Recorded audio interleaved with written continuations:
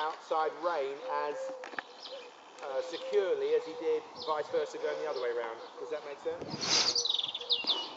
But then, if I take too close contact on the outside rein, he then very conveniently goes, oh, okay then. Okay, so what we're basically saying is right hind leg's the weaker one of the two. Yeah. Right side of his body is the tighter contracted side. Left side is his longer side. Does that make sense? Yeah. So when he's not filling into your right rein contact, which leg do you think you should use? No. Most people would say more left rein, more left leg. The hind leg that isn't coming through is the right hind. Okay. So I would use right leg, outside leg. So would it be better to have sticky and outside rein on this rein? Yes.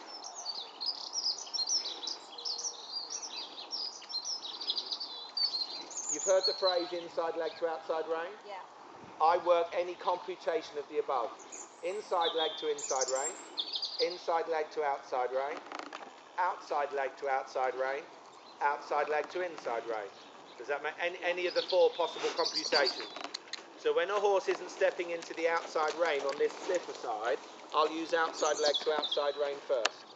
When he starts to step into that outside rein, I'll then use outside leg to inside rein to flex him.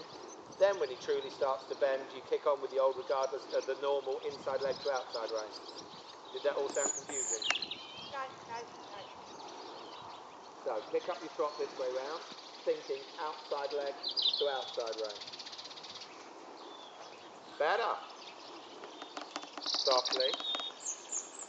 How does that feel? Yeah. Don't draw your... Try and push your outside. It's actually more this way round. You end up with your upper body slightly back, and I think it's because he's twisting you because it's his stiffer side.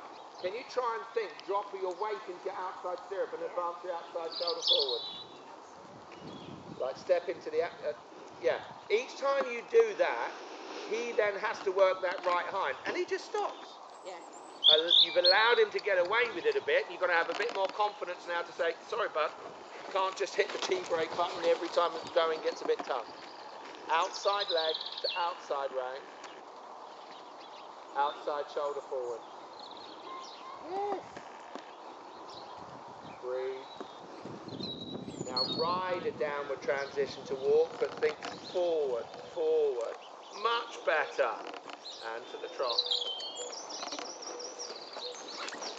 Upper body forward a smidge. Little bit weight in outside stirrup. Outside shoulder forward a little. Now. So tempting to cross this inside rein. Cross it that way? No. Yeah. Because you feel him not giving to a left bend, you want to go stronger. He won't give to the left bend until his right side stretches out. Does that make sense? Yeah. So for the moment, you're almost aiming to have him shift straight around the circle. Don't worry about left bend momentarily. As I say, if his right side of his body's contracted, it's not expanding to allow for the left bend.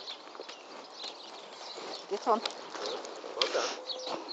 And the trot on. Hands soft. Good. Right hind. So really feel for him reaching into both your hands. Give both forward a little bit as you encourage. Yes, yes, yes. So as the right side stretches, you'll be able to start drip feeding an inside rein request for a left positioning. Breathe. Last I heard, that was called hyperventilating. Give. Drive right hind. Touch. Don't let him. Well done, well done. He can't just down tools when the going gets a bit tough, bless him. It's uncertainty, but it can't. Touch. Can't do it in the middle of your test at Stoneleigh. Allow. Go with it. Yes. Yes. Now change your diagonal. Good. Now soft the arm. Now touch the outside hind leg. Now ride your downward transition to your walk. Forward, forward. Now. Big deep breath.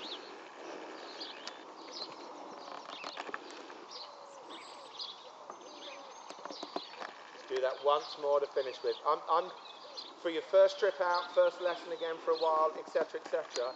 I'm really pleased with this. Hopefully. I suppose the only thing to say about having to do it on my own for so long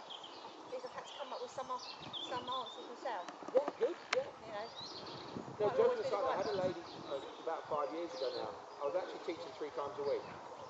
And then I actually got to the point where I said, I'm not coming for 2 weeks. She said, why? I said, I'm doing all the work from the ground. Do you know what I mean? It was kind of robbing her of exactly what you've just said. She needed to feel she could come up with some answers and some clues herself. She was almost relying on me from the ground to give her the advice. Don't pull back and stop it. Stop it, right forward. Well done, that's all right. Come on in. You'll be fine. Flex it. He's seen a horse before. Believe in yourself. Believe in yourself. Good. Now ride forward to the trot. Little touch. Good. Well done. Well done.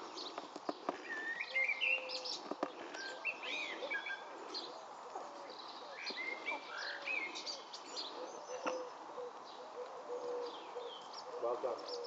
You're okay, Karen. You're okay. Good. Smart shot. Lovely. Well done.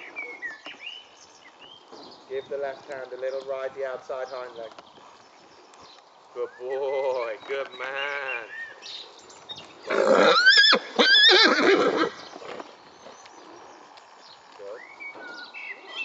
Well done. Good thinking.